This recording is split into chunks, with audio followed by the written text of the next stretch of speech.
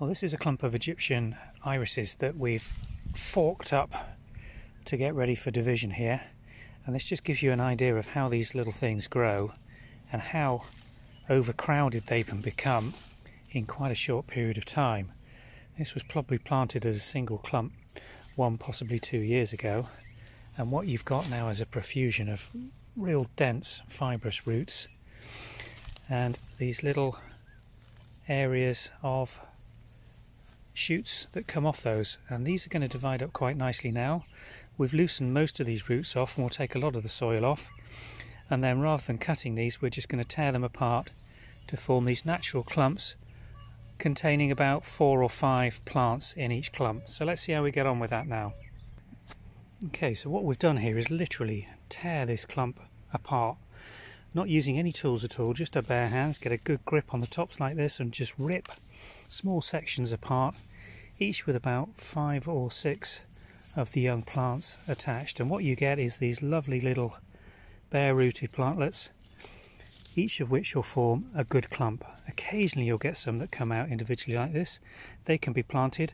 I would tend to group those into 3 or 4 so you get a clump rather than just a single plant. Now the other thing that we're going to do with these is remove about 4/5 of the green growth on the top, just with a pair of secateurs, as you would with any iris, just to remove the foliage from the top, and that is an ideal little clumplet of young Egyptian iris ready to be replanted. And they will be planted in at around 6-inch intervals. We're going to pop them in this raised border just to grow them on this year, and they'll actually be transplanted into their flowering position later in the season when gaps appear in the border. So we'll show you those planted in, and then it's just a matter of watering them well in, and they will grow away quite quickly. A matter of 2 to 3 weeks you'll see fresh growth coming from these, and they'll form lovely little clumps for planting out in your borders next year. And there we have the plantlets in position to grow on for the next 6 to 8 months. You'll see I've made sure that these are planted more or less at the same height as they were growing originally. Out of that one clump I've got 10 planted out, and I've also got a few spare here which I can pop into a pot or go and try and squeeze into the border.